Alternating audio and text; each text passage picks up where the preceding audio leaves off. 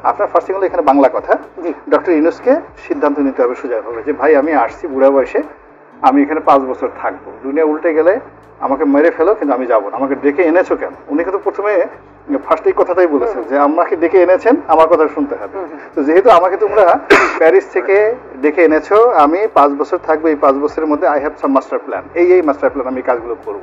পরামর্শ নেই। আর এখন যে সকল আলোচনা হচ্ছে সেটা বিএনপির পক্ষ থেকে হোক বা সমন্বয়কদের পক্ষ থেকে, এমনকি ডক্টর মোহাম্মদ ইউনূসের পক্ষ থেকে হোক, 2 পয়সার মূল্য থাকবে না আগামী 30 দিনের মধ্যে। আগামী 30 দিনের মধ্যে যদি না সাউন্ড অফ করেন, আগামী 30 দিনের মধ্যে কারো কোনো কথা 2 পয়সার মূল্য থাকবে না যদি ল অ্যান্ড অর্ডার সিচুয়েশনটা সন্তোষজনক না হয়। ফলে যত সংস্কার করেন, যত ভালো ভালো কথা বলেন, সবার আগে এই মুহূর্তে মানুষের যে ক্রাইং নিডটা আছে সেটা হলো ল অ্যান্ড অর্ডার সিচুয়েশনটা ভালো করতে হবে। 1। 2 নম্বর হলো যে আপনি কতদিন থাকতে চান। যদি পলিটিক্যাল পার্টিগুলোর সংস্কার থেকে শুরু করে 10টা সংস্কার আপনি রাখতে চান, এখন একটা পলিটিক্যাল পার্টির সংস্কার না করে নির্বাচন কমিশনের সংস্কার করাটা জিরো, ভ্যালুলেস।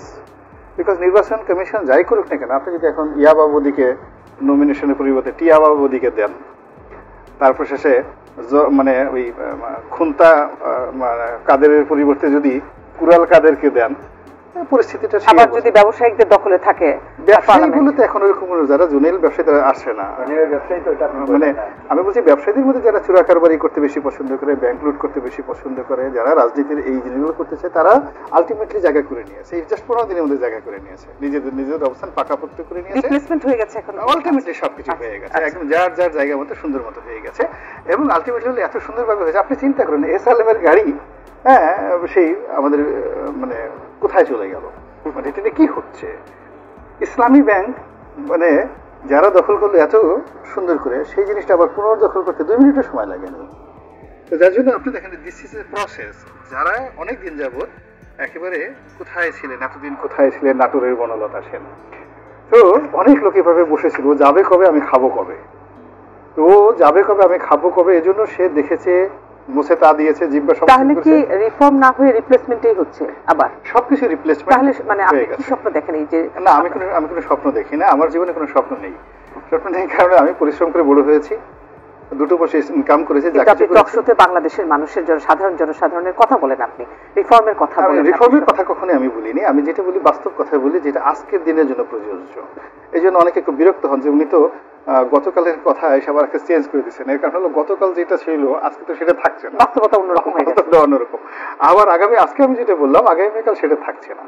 আমি শুধুমাত্র ডে টু ডে যেটা সেটা এক্সপ্লেন করি। এখন বোঝার চেষ্টা করেন যে যদি আপনি পলিটিক্যাল পার্টির সম্মেলন করেন, তাহলে এই পলিটিক্যাল পার্টির ওয়ার্ড, ইউনিয়ন, উপজেলা, জেলা এবং কেন্দ্রীয় পর্যায়ে যদি সম্মেলন করে একটা নতুন দল গঠন করতে হয় বা নতুন কমিটি গঠন করতে, অ্যাটলিস্ট ইউনিট 4 to 5 months, তার নিচে তার পারবে না, 5 মাস সময় দরকার। কিন্তু রনি ভাই রিপ্লেসমেন্ট গুলো কিভাবে ঠেকাবে? আচ্ছা, এটা আমি বলছি। তো এখন ছাত্রদেরকে সিদ্ধান্ত নিতে হবে যে যদি পলিটিক্যাল পার্টি রিফর্ম না হয় আর নমিনেশনে যদি ওই রকম আগের মতোই বিএনপির, আওয়ামী লীগের যে সমস্ত লোকজন ছিলেন তাদের কন্টেম্পোরারি বিএনপির ওই কোয়ালিটির লোক আসে, তাহলে তো জনগণের এই যে আন্দোলনের যে ফসল, এই ফসলটার কোনো ফলাফল আসবে না। যে লাউ সেই কদু, এই গেল 1। 2 নম্বর হলো যে আপনি যদি পলিটিক্যাল পার্টি রিফর্ম করতে চান, এটা পলিটিক্যাল পার্টিগুলো মানবে না। পলিটিক্যাল পার্টিগুলো কখনোই তাদের স্বার্থের জায়গাতে, আপনি যদি এখন তারা থেকে 5ই আগস্টের ওই ঘটনা থেকেও কেউ শিক্ষা নেবে না। আজকে আপনি গিয়ে দেখেন, আমি জাস্ট সমন্বয়কদেরকে বলি, তারা যেভাবে নির্বাচন কমিশন মানে ঘেরাও করেছে, আওয়াল সাহেবের পদত্যাগের সময়, একইভাবে তারা যদি জামাতের অফিসকে ঘেরাও করেন, ওনার অফিসকে ঘেরাও করেন এবং বলেন যে পদত্যাগ করেন, সম্মেলন দিয়ে নতুন করে নির্বাচন নিয়ে আসেন, জামাতের আমির আপনি একটা পাবলিকলি ওপেনলি নির্বাচন করে আপনি আমির হয়ে আসেন। তারেক রহমান সাহেব যদি বলেন ঠিক আছে আপনি চেয়ারপারসন হন বা পাবলিক ভোটে হন, আপনি দেখেন বাংলাদেশের অবস্থা কি হয়।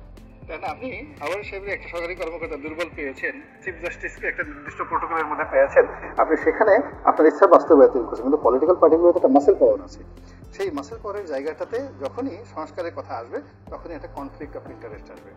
অ্যান্ড কনফ্লিক্ট অফ ইন্টারেস্টটা রিজলভ না করে যখনই আপনি সেইটা যত সংবিধান পরিবর্তন করেন, যত নির্বাচন কমিশন করেন, যত আইন কানুন করেন না কেন, আলটিমেটলি যেই লাউ সেই কদুই থেকে যাবে। তো এই জন্য সময় ক্ষেপণ করার দরকার নাই। আপনার ফার্স্টিং হলো এখানে বাংলা কথা, ডক্টর ইউনূসকে সিদ্ধান্ত নিতে হবে সোজাভাবে যে ভাই আমি আসছি বুড়া বয়সে, আমি এখানে 5 বছর থাকবো, দুনিয়া উল্টে গেলে আমাকে মেরে ফেলো কিন্তু আমি যাবো না, আমাকে ডেকে এনেছো কেন। উনি কিন্তু প্রথমে ফার্স্ট এই কথাটাই বলেছেন যে আমাকে ডেকে এনেছেন, আমার কথা শুনতে হবে। তো যেহেতু আমাকে তোমরা প্যারিস থেকে ডেকে এনেছো, আমি 5 বছর থাকবো, এই 5 বছরের মধ্যে I have some master plan, এই মাস্টার প্ল্যান আমি কাজগুলো করবো। এবং শেখ হাসিনাও কিন্তু প্রথম দিকে 2009 সালে আমাদেরকে বলেছে যে আমি তোমাদের কারো আন্দোলনে আসিনি, দখল টাকা আবার দিবেন, কথার পরে স্পিড থাকে না। আমি বললাম যে শেখ হাসিনা আমাদেরকে বলেছেন 2009 সালে যে তোমরা আন্দোলন করে কেউ আমাকে আনো না, আমাকে স্বয়ং আল্লাহ আনছে, এবং আমি কিছু কাজ করার জন্য আমি বেঁচে আছি, আমার মরে যাওয়ার কথা। কাজেই তোমরা যে যাই বলো না কেন, আমি এই কাজগুলো করে তারপরে যাবো। এবং সে কাজগুলো সে কিন্তু করে গেছে। আপনি ভালো বলেন মন্দ বলেন, সে পালাই গেছে ডালটন পেপার, বা 2009 সালে তার যে উইল ফোর্স ছিল সেই কাজগুলো সে করে গেছে। তেমনি ডক্টর মোহাম্মদ ইউনূসকেও তার একটা উইল ফোর্স করতে হবে যে আমি একে ডেকে এনেছো, আমি ওই সমস্ত বাংলা কথা বুঝি না, আমি অর্থনীতির মানুষ, টিচার মানুষ, আমি সোজা বাংলায় বলবো আমি 5 বছর আগে যাব না, যদি আমাকে যাইতে হয় তাহলে আমাকে এই কাজ করতে হবে। তো সেই অনুযায়ী তিনি একটা কথা বলবেন। আর উনি যদি বলেন যে বিকল্প অল্টারনেটিভ, আমি ভাই এসে ঝামেলা যাবো না, তোমরা ডেকে আনছো, যখন চাবে তখন চলে যাবো, 3 মাসের মধ্যে আমি নির্বাচন দেবো, কদু আসুক, লাউ আসুক, কুমড়া আসুক, তোমাদের জিনিস তোমরা বুঝছো, আমি এর বেশি ঝামেলা পোহাতে পারবো না। এই 3 মাস বা 6 মাসের মধ্যে আমার নির্বাচন করতে আমার কি করা লাগবে সেটা আমাকে বলো। আদারওয়াইজ সে লিডার হবেন, তার কথা মতো পুরো দেশ চলবে, এটা হলো এক লিডার। এবং এই কথাটা আমি এখন বলতে পারবো না, এটাকে পণ্ডিত এটা মাওলানা আবুল কালাম আজাদ বলে গেছেন, দ্য ইন্ডিয়া উইন্স ফ্রিডম, যে জাতির জীবনে দুটো সময় আসে, যখন নেতার কথায় পুরো দেশ চলে, আর কখনো কখনো পুরো দেশের কথায় নেতা চলে। এবং পুরো দেশের কথায় যখন নেতা চলে তখন সেই দেশে কোনো কিছু হয় না, আর নেতার কথায় যখন পুরো দেশ চলে তখন সেই দেশে অনেক কিছু হয়। এখন আমাদের সময় এসেছে যে এই যে ছাত্র জনতার যে লক্ষ মানুষ, তাদের কথায় লক্ষটা পরামর্শ মেনে ডক্টর ইউনূস চলবেন না ডক্টর ইউনূসের কথা মতো আমরা 18 কোটি মানুষ চলবো, এটা একটা সেটেল করতে হবে আগে, এর বাইরে কোনো কিছু হবে না।